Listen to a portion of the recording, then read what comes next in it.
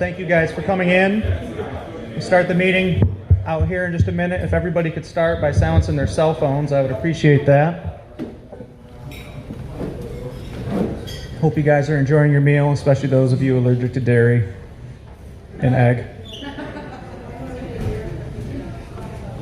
All right, so I do see we've got a couple new visitors here tonight, so I do want to welcome you guys to the meeting. Thank you for coming. And if anybody who's on the board, if you could just briefly stick your hand up or stand up so the visitors can see who you are, that would be great. Henry? All you gotta do is, all right. So these are all board members. So any of the visitors here, feel free to grab any of us after the meeting. We'd love to get to know you and your business a little bit better after the meeting. So thank you for coming, and I hope you enjoy your meal and the presenters. So tonight we're going to have two speakers. Aaron, our VP, is going to be the first one, and our second one is going to be Lisa McMahon from Liberty Title. And I've used dozens of title companies over the years, and they are by far the best. That's my little mini testimonial. And Lisa's great too. If you ever need a favor, that's who you call. And so please, I'm going to start the meeting by welcoming Aaron up here, and please help me welcome Aaron to the stage.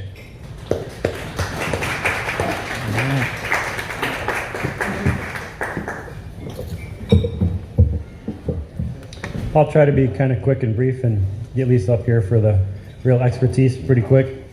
So some of the board members have been talking for a while about kind of like an overall, what's it take to get into real estate investing, especially landlording, us being a real landlord association. So I put together kind of a list of different things like first you buy a property and you got to finance it to buy it, whether you're paying cash or with a loan. You repair it, and then you go on different things you can do. So we're kind of embarking on, if I'd say like a month by month curriculum, because we're going to change it up a little bit. Some things we've already talked about, insurance in the past year. Jason Romanek talked about business management recently, and we've learned about wholesaling and using your self-directed IRA for investing. So not all the things will be in order or upcoming, but it's kind of like a list of, if I'm going to be a real estate investor, especially geared towards landlording, here's what I should know. So we want to kind of cover these things over a long term, maybe even a couple times, just keep going over as new people join and new things come out. And depending on your niche, whether you're a landlord or rehabber, there's a list of professionals you might deal with. Financial advisor that might tell you what you should be doing right now, a CPA that actually files your taxes, real estate agent, title company, other professionals, some trades, whether you're doing a bunch of repairs, you've got rehabs going on left and right, you're probably going to be using all the tradespeople. If you have one or two rental properties, you might just find someone that can do it when you come across a repair that's needed. Mentors and investor kind of buddies, like people around here, I think are instrumental. They can be instrumental too, telling you, hey, this is how I did it. I used to be there too, and kind of hold you by the hand and pull you forward. But I wanted to start out talking first about acquisitions of a property. Basically, how do you find it? Where do you find it? How do you buy it? What that process is, and whether this, that, or the other house that you're looking at is actually a good deal and something you should buy. So I started out with realtors as one of the professional type people that could or should be able to help you find a property. I used one before I became a realtor, and she was always feeding me properties. Come and see this one, come and see this one, where I was working all day. I didn't have time to be doing all the search. Not that I could really, because I wasn't a realtor at that point. She also had a lot more experience than I did. And I remember being in the basement of a house, and I was talking, wow, we can fix this structure, we can do that. She said, come on. We went to the next house, and I bought that one. It was a much better deal than the one I was trying to piece together. Attorneys for purchasing they might have some good deals, whether it be from divorce, probate, foreclosure, where they actually know they have some clients that you might be able to help out.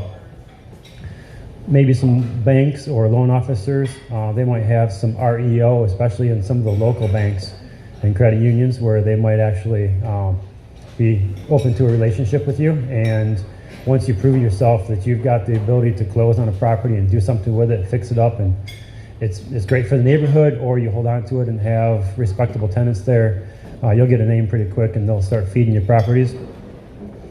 Inspectors, just anybody in the arena, they know who's moving and shaking and where things are selling and what's available here and there, even before it comes on like the market, so to speak. And even neighbors, if you buy a rental property and you're fixing it up, or you're buying a rehab, you're fixing it up, they respect you for taking an old ugly house and making it pretty. It helps them out, so they might be a good source of deals too. And there's a lot of other individuals I think that you could think of. There's even, if you want to buy lists of certain types of properties where owners are going through divorce, probate, foreclosure, they can give you a list of non-owner occupied properties, where maybe those are landlords that are kind of tired and maybe are thinking about moving on, but until you actually engage them and they start to see the money and maybe an offer and say, hey, it'd be effortless to sell this. Somebody's trying to buy it from me. I thought I'd have to list it and make it all pretty and everything, so you might make it simpler for them. Even out-of-state owners, kind of in the same ballpark as that. I would suggest being active in RIAs or landlords associations. That's where the networking comes in, and the buddies and the people that are in the trenches with you, and you can celebrate the highs and commiserate the lows, I guess I would say sometimes. Facebook groups are great for asking, hey, I'm looking for a plumber, I'm looking for this, I'm looking for that, and you've got the eyes and ears of so many people at your fingertips there.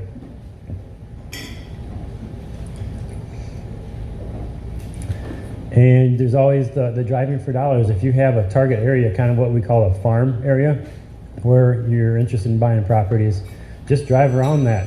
Know who lives there, know who owns things, become buddy with, again, somebody that's a landlord there. They might be interested in selling, or they know of another property that they don't want, they're not interested in. They might pass that deal along to you. And just tell everybody, you don't want to be the real estate agent. When I became a real estate agent, one of the things they said was, don't be an undercover agent. Let everybody know what you're doing. Because if you tell everybody you buy houses, some of those people will say, hey, what if you'd buy mine? And they don't know if you don't tell them. Even some government entities, Veterans Affairs. I got a foreclosure way back when. I think that was listed on the MLS though. So again, either become a realtor, so you've got access to the MLS, or work with another professional, a realtor that can forward you some deals. Tax sales can be lucrative. There's Genesee County Land Bank. They've got listings where they're trying to sell properties, this one or that one. Or if you've got one next to you and you're like, man, it's never gonna look good, it's just gonna get burned up or something like that. I'm talking east side of Flint. But a lot of times land bank properties don't fare very well over time. So if you're interested, you can contact them and they'll actually have somebody go through it with you. And I don't know if the process is like the same for everybody or how it goes nowadays, but it was pretty easy for me, except for getting into the property. The guy had no keys because there was no doorknobs. It was all boarded up. So it was kind of an adventure, but I owned a property on either side of the land bank property, and like I said, it was never going to amount to anything. It was actually, it got siding stolen a couple days before I closed. So like I said, it was not going anywhere positive. But there are some issues, some title issues that I think Lisa might go over buying certain types of foreclosures, namely land bank properties. And once you identify a property, you go through it, you got a pretty good idea, maybe some things that you can look at and you can tell, oh, it needs a new roof, it needs furnace or water heater. But do you really know? You don't maybe take a real in-depth look that a inspector would.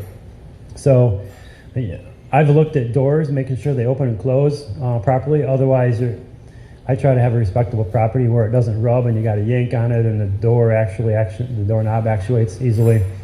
So I look for that. Drainage issues, you don't want to have issues with a basement or even a crawl space if the ground is going towards a house. Look at the neighboring houses, the neighborhood in general.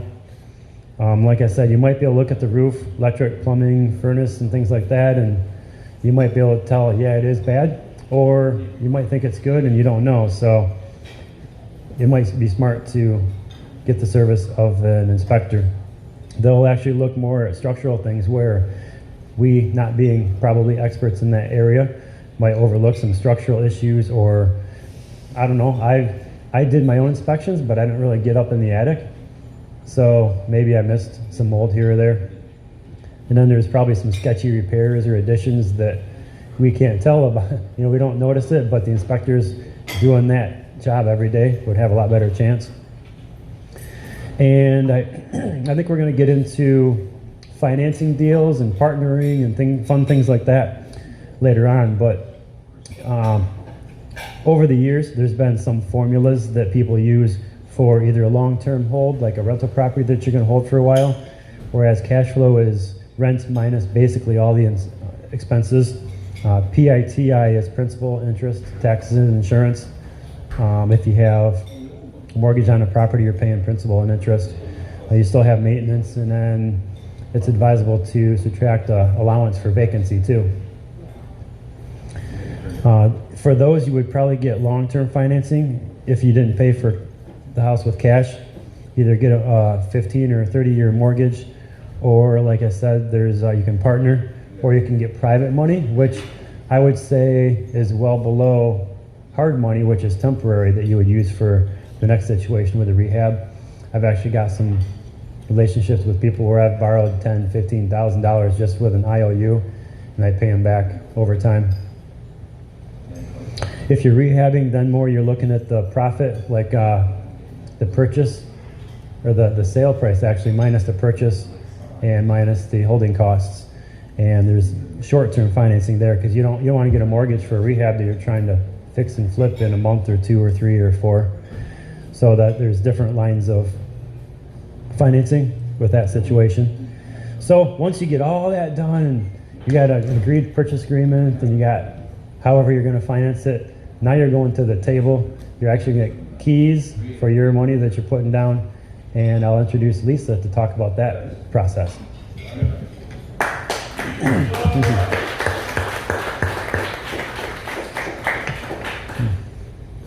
Lisa McMahon from Liberty Title.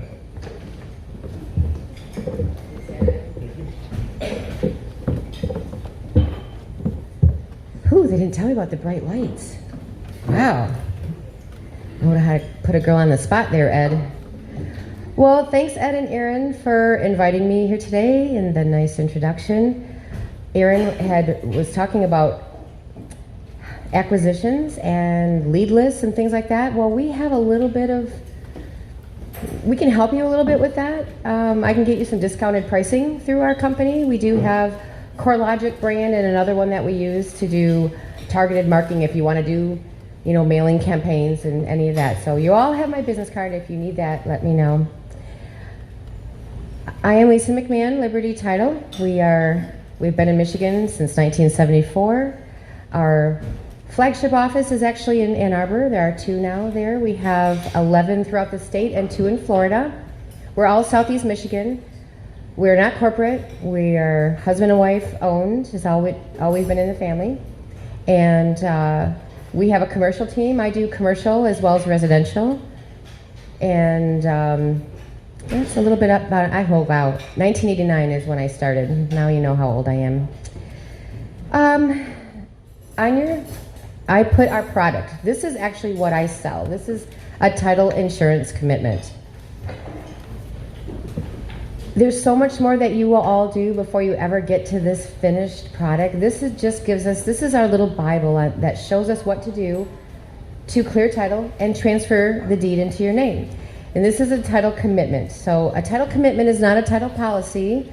The policy is after we do everything that is outlined for us to do, then we will do the insurance at the closing. So it's insurance, guys. Sometimes I hate to say that I sell insurance because it's so boring. But in your world, I'm just going to pick up some really key parts because you're investing. This is your, well, everyone's investing when you're buying real estate, but you're investing to make profit, whether you're flipping or you're renting, whatever you're doing. Those dollar signs are important to your bottom line future. So you don't want to go into buying a house that has problems that you're not aware, and until you do the back leg investigation, which is what we do, you'd never know that. And I have heard countless stories of people that just didn't think, oh, I just bought this little $10,000 property, I didn't need title insurance, and problems arose, and guess what? They lost the property. It happens all the time. People are more savvy now, so they're understanding that you need insurance for everything. It's an important factor to protect that investment, whatever it is, your car, your home, it's for everything. So a few things that I want to make sure that you always look out for. Well, getting back to acquisitions, I keep doing that, Erin, because it's so important. You don't even come and see me until you get there, until you actually write a purchase agreement with somebody.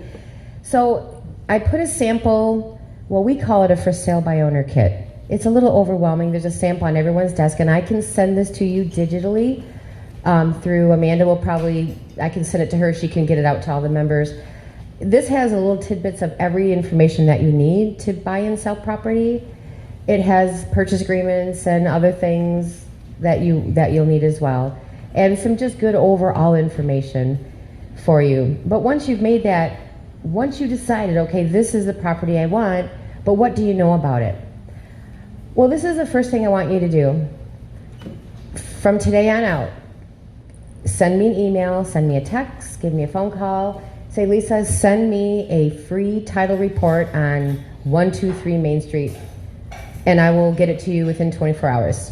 That's my first promise to you. It's not an insurance commitment. It's nothing like this. It's just going to give you a very quick, what was on record, is there anything really showing up? Do we have 3 mortgages? Are we in tax foreclosure? Do we have a lien from the United States government? I've seen those more times than I just can't even imagine how you get a lien from the United States government it's almost like a treason lien, like somebody was, I've seen some crazy things. So, but that's what I'm going to offer you as members of the association tonight. So it's just a free title report. It'll give you information on the property. It'll give you tax information, just some very, very basic things that I can usually produce that in 24 hours. So let's just know what we're doing, because nobody wants to lose their money into a situation that they could have, been a little bit more studious and known what to do. And just because there could be a title problem doesn't mean it's not a curable. I haven't seen any title problems out there that I can't cure. Money and time is usually all it takes. But it does happen. So the biggest things we see are, of course, people have mortgages. Got to get those paid off. But there's a lot more to it going on now, in my opinion, because what about all those forbearances and everyone that was having all these troubles with what's going to happen? Did they read their documents? Did they actually understand that that's going to come due real soon? Like real soon. And then where are they going to be? I don't know.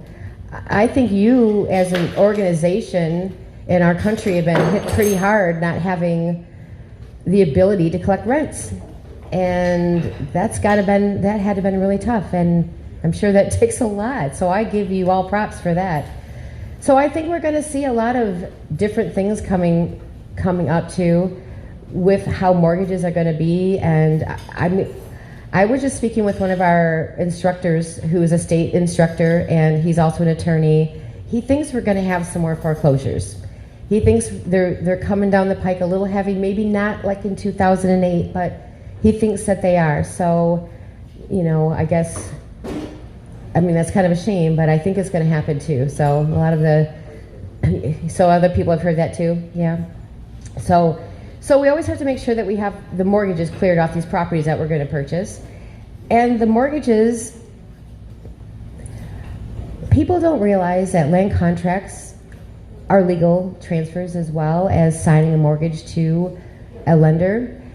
I've actually had land contracts personally myself, and I wouldn't do that anymore. Ever, never, ever, ever. In fact, I heard a story tonight from somebody that their landlord, or excuse me, their land contract vendee paid them off and they didn't even record it, so they're still getting the tax notices and everything. But there's a better way to sell property when you, the seller, are going to do the financing. And it's called a purchase money mortgage. It's something people don't talk about. I think we should. Because, okay, Ed, let's say, hey, I got this little house on Ralston Road, and you want to buy it, but you want to just do land contract. I don't need to cash out, whatever. Okay, Ed, we're going to agree on, I don't know, what would I charge you for interest? What's usury law? Okay, maybe 9%. But you know what, Ed, I don't want to be the deed holder. I'm going to sell this to you. You're going to give me down payment. We're going to make terms on what your payback's going to be, but I'm giving you the deed and you're giving me a mortgage. Because I don't want liability. I don't want any of that. I'm just going to hold your note. That's it. So I'm going to be a bank instead of a land contract vendor because there's too many problems. Ed, I'm getting older. So you want to pay me off 10 years. What if I move to Florida? You can't find me. What if my kids throw me in a nursing home? Who knows? Who knows what's going to happen? But you always got to chase down that deed at the end of land contract, right? You got to chase down that deed. Why? Why do we want to do that? And then here's another thing that you forget. When you do chase down that deed, who's going to pay the transfer tax? Oh, it was all in the original agreement, but nobody remembers, and depending on your sale price, that's a little bit of money. And then there's an argument. So Ed, I'm going to let you give me a mortgage. I'm going to give you a deed. You're going to give me a mortgage on the property, and that's all there is to it. And if you default, I foreclose. And foreclosure is quicker and cheaper than a land contract forfeiture anyway. So that is the way we should think about financing. Anybody have any questions on that one? No? What's the timeline on land contract foreclosure? Timeline? Well, I haven't checked it in the last 5 years. I don't know if it's changed. Well, I don't know. disagree with you wholeheartedly. You do? All right. I would tell you three things. Okay. The first thing is during the 2008, 9, 10 mortgage crisis, state legislatures and even the federal government just screwed up mortgage business, and you've got to notify and go out and check and do all kind of things that you don't have to do for the land contract. Second thing is, the mortgage foreclosure for most land contracts are 90 days from the day you get to court. The average on a mortgage is 180 days. Oh, okay. And thirdly, I like having a deed in my name. Okay. To be honest with you. Okay. And I like getting the property back if they default, very simply, without a whole lot of hullabaloo. And I would tell you, the mortgages work fine for banks, and that's fine. But for individuals, a land contract is probably the best vehicle you can ever sell anything on. Period. Okay. If you were to sell it on a mortgage and get $100,000, you would take that $100,000 and put it in a bank account at 0.06 or 7. If you keep in a land contract, you can get 8, 9, 10% return on that money. Unheard of in any of the markets that we do business with today. So that's my 2 cents. Well, I more than love your 2 cents and your experience, because I came from a land contract area in the north, and the more every year, the more round tables I have with the professionals that I'm with, everything seems to be moving more into that purchase money mortgage. So I'm sure that there's more to it, but I love all your points. Thank you, sir. Yes? I just completed a land contract forfeiture. Mm-hmm. Repossessed the house literally Friday. Got it back in great shape, believe it or not. months, but anyways, Great. by the time you receive the forfeiture agreement in court, it's a 90-day redemption period. Okay. If you enter into foreclosure, you're on a 6-month redemption period, depending on if it's 2/3 of the original value or note and/or if it's on farmland, and then you're facing 12 months. Right, I know the farmland thing, but I think it's different under a purchase money mortgage. There's some differences there, and I think Aaron said maybe later in the year you want to do some more financing, talking about things like that. So let me get with my attorneys and we'll get some more concrete information to bring back to the group. Okay, Aaron, that'll be all right? Okay. Sure. That'd be great. The other question I would have on that Mm-hmm. is how does it fall under Dodd-Frank regulations? Am I going to have to hire a servicer because now I'm acting as an institutional lender? Under Dodd-Frank, we were eliminated from that opportunity. Right. We did not have a lending license and a servicing license. There are limitations even under a land contract. You can only have, in fact, our rules are we have to talk to every land contract vendor that comes through our door to ask them how many land contracts do you have? Because if you don't have a mortgage license, then we can't provide the insurance for all of those. So That's correct. You're allowed Three. in your personal name. 3 in your personal name, If right? you have an LLC or other corporation form, you have to actually technically work through a servicer.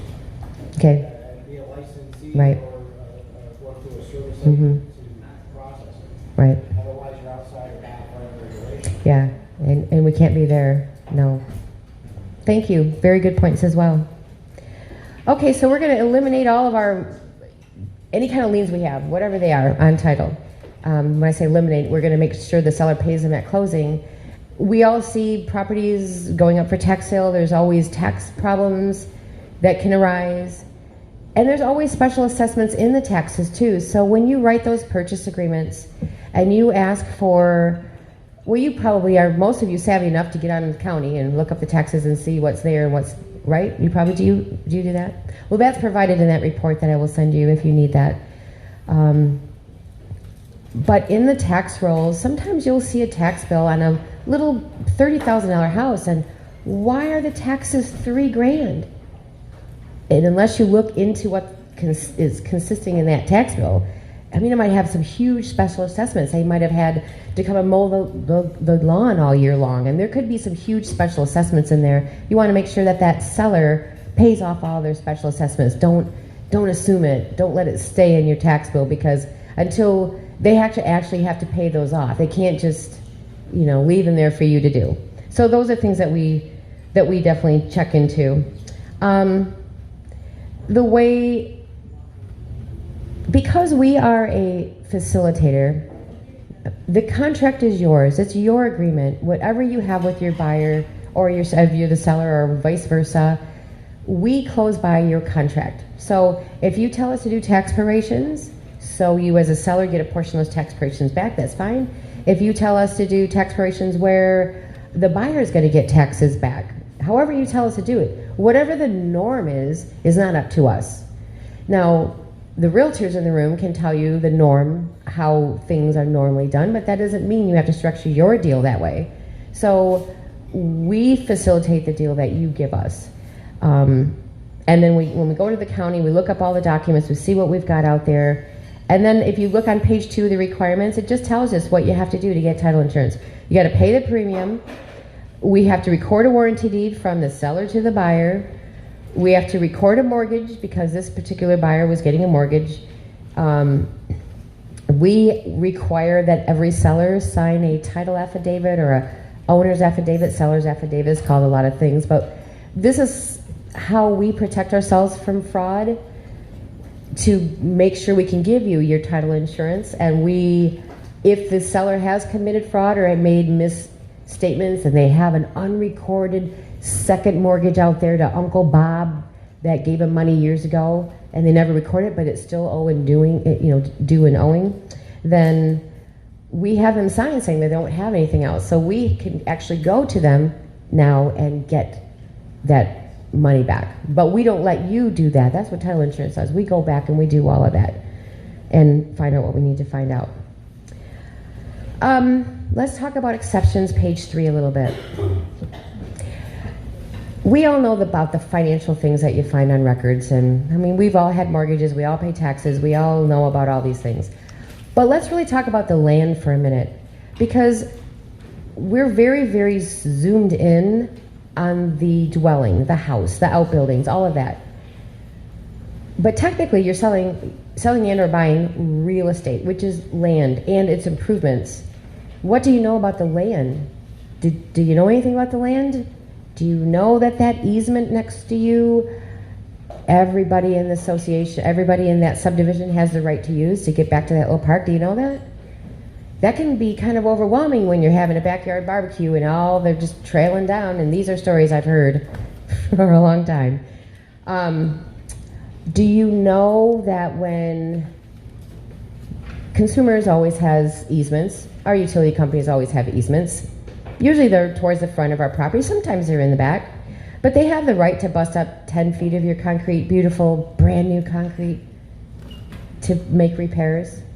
Most likely they'll put it back because they don't want a war, but it's not written that they have to. It's their easement. They can do whatever they want.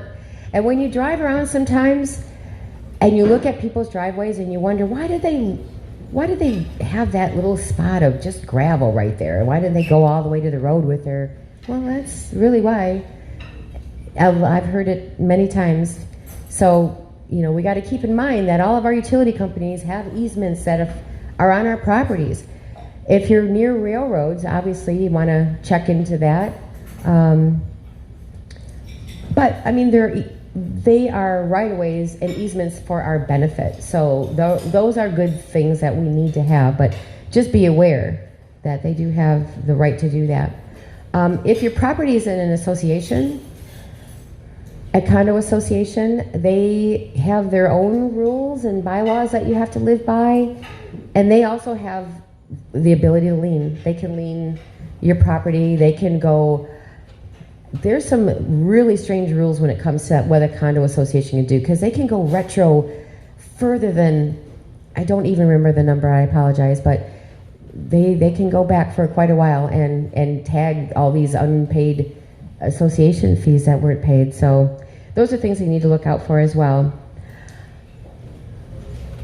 We have many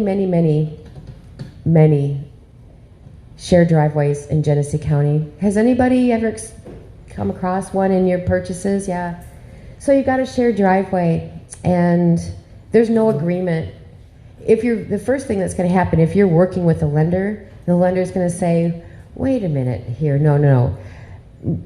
Title insurance girl, you need to make sure we have access to the property. They have to have access. Well, we can't find anything because, there's just one driveway, but there isn't anything recorded.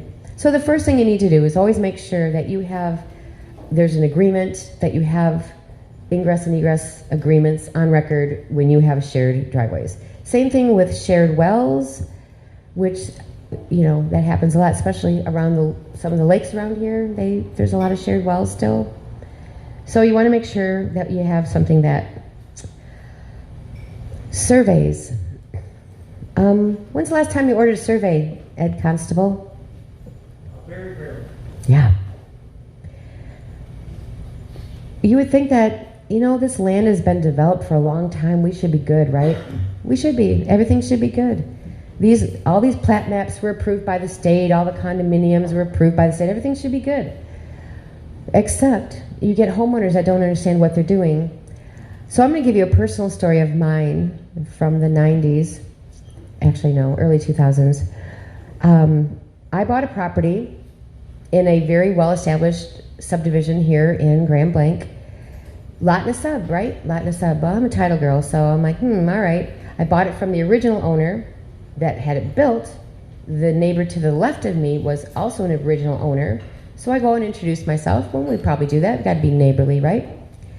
And I said, wow, this row of jack pines, that's interesting. He goes, yeah, I know. I couldn't get him to not plant those, but it's on his line, so, we said it's okay. I'm like, oh, all right. Well, I decided I wanted to get some dogs. I had 4 teenagers in the house. Like, that wasn't enough. So I wanted to get some dogs, and I wanted to fence in the backyard. Well, I did get a mortgage report survey.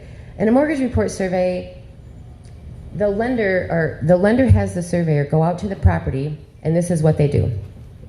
They draw it out. They draw out your piece of land, and they place where your house is, where your shed is. They just place where your buildings are. And then they give the setback dimensions to make sure that you're in compliance there. But they don't put markers in there. They don't do any of that. Well, I bought a lot in a sub, but I already had all the markers. I saw them. Except when I wanted to put my fence in, I knew I had to get a stake survey. So I called up my friends at Delta Land Survey, and they came out. And I said, I just need to do the backyard, right? Because I got to put the fence in. Well, and then I went back to work, and that was that. And he calls me up, and he's like, Lisa, you don't own 7 feet of your property. That you think you own this, but you don't. That row of jack pines is not yours. I'm like, it has to be. I saw the marker. He's like, that is not your marker. That is the marker for the neighbor that's in the back of you. That original owner and the other original owner have never had their property line right. And I was really actually elated. I lost 7 feet because I didn't want those jack pines. But that's how easy it can be to lose property. That's how easy, really. And sometimes 7 feet is a big deal.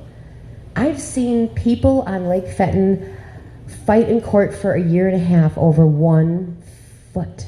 1 foot. Yes, it can get really ugly. So I'm a big supporter of surveys. Most of the surveyors don't even want to get out and do those mortgage report surveys because they're not making money at them anymore. They're $135. The lenders don't want them. Nobody wants them anymore.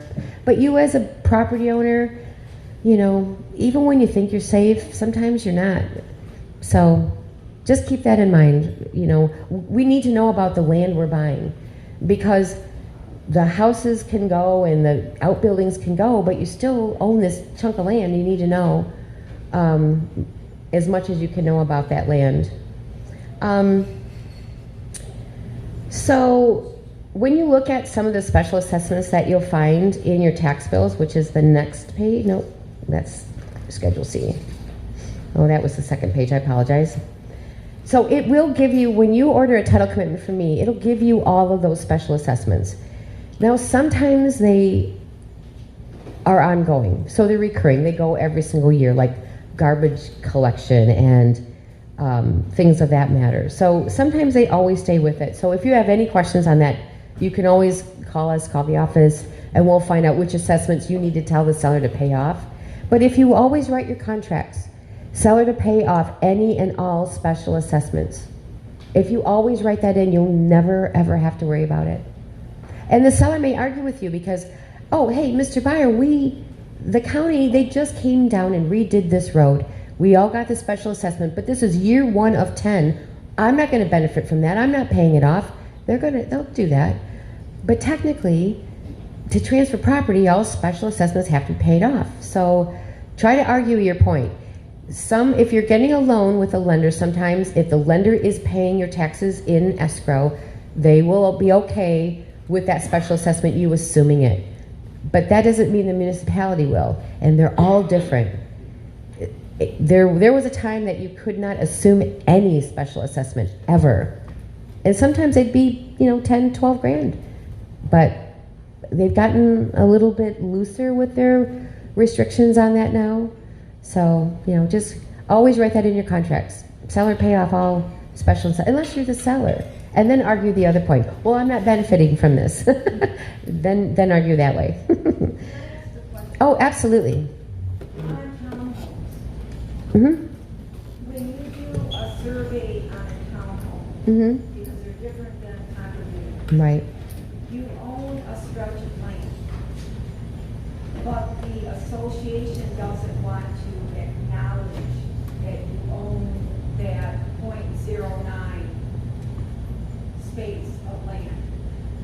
Can a land survey prove to the association that that land was purchased along with the townhome?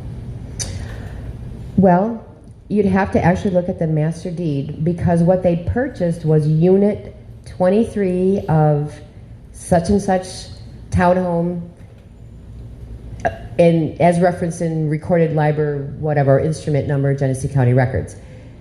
So it's not going to give you dimensions of land, you're right. So it's something you'd have to go back and look at the master deed when they approve that with the state of Michigan. There is a master legal description that all of those units came from, and it would have to show in there, but it probably won't even show as easily as you finding that unit number as it pertains to the legal description of the property, because when they develop condominiums,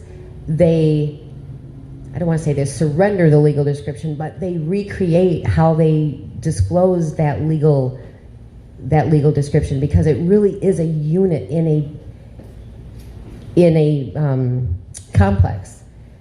But you're right, most of them do have some lands that go with them.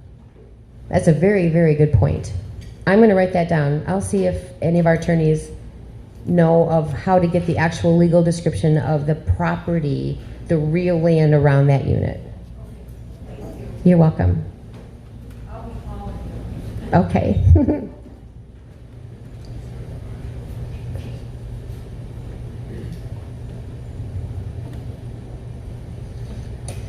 Okay, so you've all done your due diligence. Now you found this property, you're going to rehab it or you're going to lease it out, whatever you're going to do. And then what? Okay, you call me up, I get your purchase agreement, I get it to my title team, I start doing the research, we get all this beautiful thing, and so we already know what we're doing there. Then what happens after that? You tell me what your closing date is. You're the seller or you're the buyer. Everybody agrees, because again, remember, I'm a third party here. I don't make any agreements. I don't tell you, oh, you can close on December 22nd. No, it's you're the boss of your own transaction. You tell me what you need. And then my title gals, the escrow people, the ones that are really good at typing and things of that nature that I'm not really that good at, they will get all the documents prepared. If you want to review them, some people want to review them a week before, that's fine. We can get those all delivered to you. And then we all congregate at the office, or it doesn't have to be, it can be somewhere else. Everybody signs, we collect the money, we make sure all the monies are good, and we disperse, we put the documents on record, and there you go. That's the simple part of the process. We all know that they're not always that simple. Real estate transactions can get emotional. I'm sure you've seen a few things in your days in this business, if you've been in it any period of time, that people can get highly charged up. Or sometimes, especially if you're buying investment property from people that have lived in that house and seasoned that house for 30 and 40 years, I can't tell you how many of those people cry at closing, because they raised their babies there and their husband passed away and they know it's time to go and they want to go to Florida, but they just can't give it up.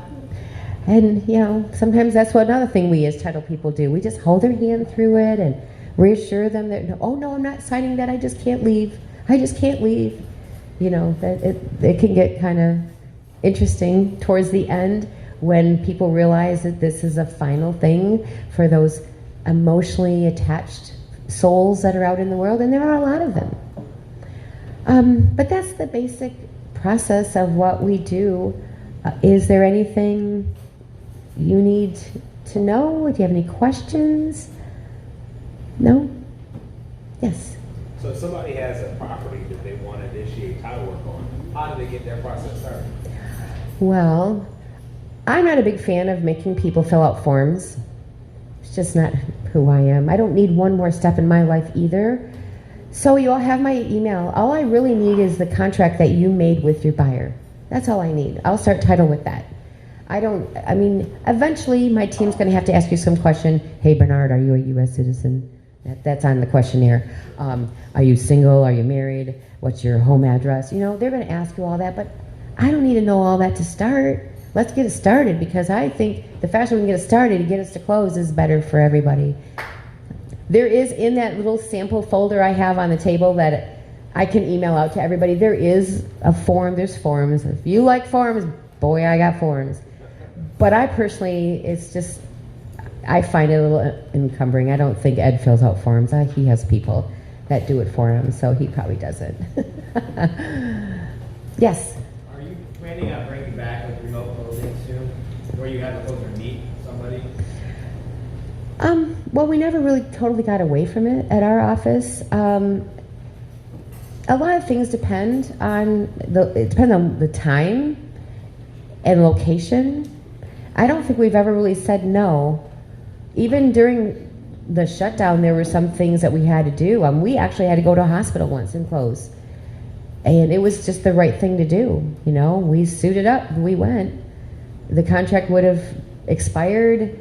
You know, we were not on shutdown. Title insurance went on because we were considered essential, which is still, I'm glad Ed did not hear me say that. Yeah, I was just told that if like, that they either had to be at the office or one of your offices, or they would have to mail the docs to the seller and have them mailed back. Is there a special circumstance, or is it? Just a regular closing in Saginaw, about a week ago.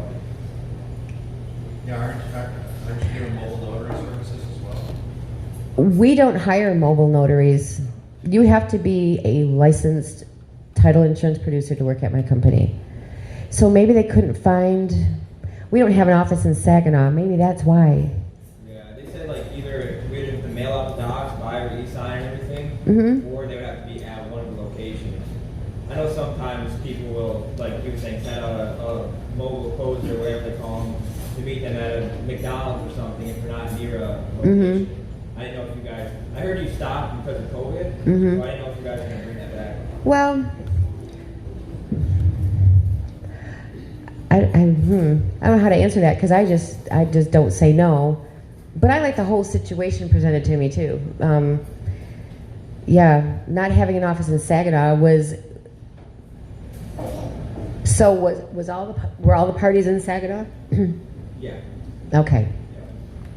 It's just like I would like to keep all my deals with you guys, obviously. Mhm. Sometimes sellers like Yeah. to be at a physical location or Yeah. feel comfortable, you know. So I was curious. Well, I think if it was an exception, not a norm, that it should have been okay. So how did you end up resolving it? We had the seller just drive down here. It wasn't a huge deal in this case. Mhm. I was just curious for future deals. But yeah, I mean they drove down here for 35 minutes for it. Well, I can tell you that I know that there are still mobile notary closers. We do not hire them. Everybody that works for us, and we probably have the highest amount of licensed title insurance people out there. But I don't think anything is that black and white. So if you have a situation, you know, just let me know and I'll make some calls and see if I can't find somebody to give us a hand. It's because we don't have an office in Saginaw, it wouldn't be something I would send somebody up there all the time to do, but if it was a, you know, especially elderly people, my heart melts for them. Yeah, who wants to be driving, especially if the snow and yucky weather comes in soon, and who wants to do that? But yeah, well, I'm glad that worked out, and if you have a situation like that in the future, just let us know. We'll find a way to make everybody happy. Yeah. Yes?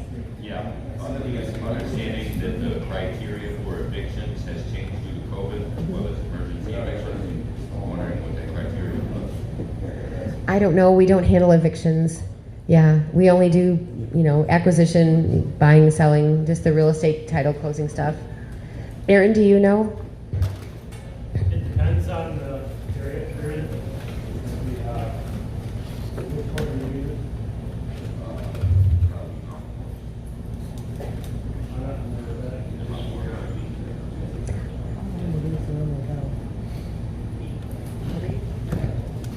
Hey, Mike, you familiar with how evictions are going on work nowadays? No.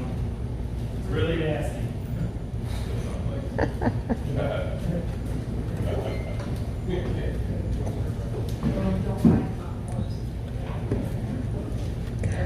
Yes. Transaction rate is different for cash transaction, but we actually set a closing date. Mhm. Is there a certain amount of time frame you guys will set out to actually go to the state for closing? I guess what I'm asking is, what companies, they set up the date of, Yeah, I hate that. I don't know, the seller would want to see that, I'm sure he was putting it right in front of him. Yeah. Okay, the question was, how quickly, if it's a cash deal, can they get documents? Here's the only thing that hold us up on sending out documents. We can't get the mortgage payoff, the current mortgage payoff, because some of the lenders out there have a 7 to 14 day hold time trying to get them. The county's closed and we can't get taxes and sewer and water, and or their online services are down. Those are the biggest hang-ups. Those are the biggest reasons we can't. Or if the seller owns a property in a trust, they haven't given us their trust documents, and we have to make sure that the trustee of the trust is ready to do. But if we have everything we need, we can get them. If you called us and said, hey, I want to close on Friday, I need documents tomorrow. You called us on a Monday and said, I need to close on Friday, but I want documents tomorrow. We should be able to do that. I think it's better to set the expectation. This community has gotten very used to, not community, our industry. We've gotten used to doing everything last minute, everything. The lenders get us everything last minute. We thought that 3-day rule was going to change, it never did. So it's just, we got to pull back out of that and let's get things done in a more timely manner. Any other questions before we do our drawing? Yes. You might want to mention for people buying, that we do have the option of DocuSign. Oh yes, you do have the Yes, we can DocuSign, and we also have another service. Gosh, the last I looked, it was like $200. It's not always a cheaper service, but it's simple if you got people out of state and other places. But yes, we have the option to do a lot of things online. Once Governor let us do e-recordings, we were able to do a lot more things online, right, Ed? Okay, everybody, do you have your name in the fishbowl for the drawing? Everybody good? If you want. Oh, I'm not going to pick. Who was our visitor? Who raised the fans for a visitor? Visitors. Oh, yeah. Oh, yes. We want visitor to pick. And this is for a $100 Home Depot gift card.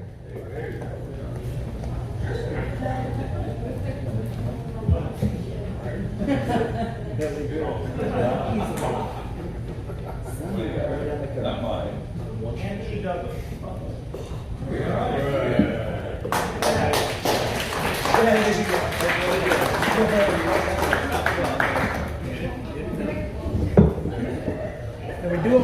we do a 50-50. The last four is 53.24. Grand prize of $30. Last four is 53.24. It's probably mine. So thank you guys for coming out. Bernard, did you want to do that? Okay. All right. So another little thing with work, you won? No, I just had a question. Linda won. Great. I've been paying her for working for the last 2 weeks, so I'm happy she won.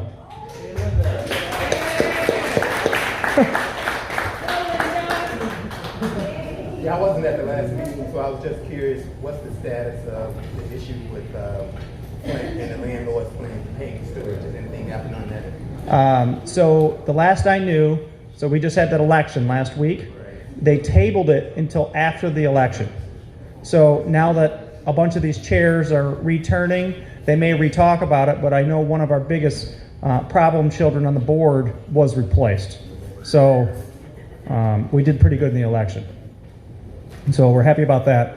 A big thing about title work and people that have bought properties at tax sales is there's those old liens and old mortgages, and a lot of times they make you do quiet title.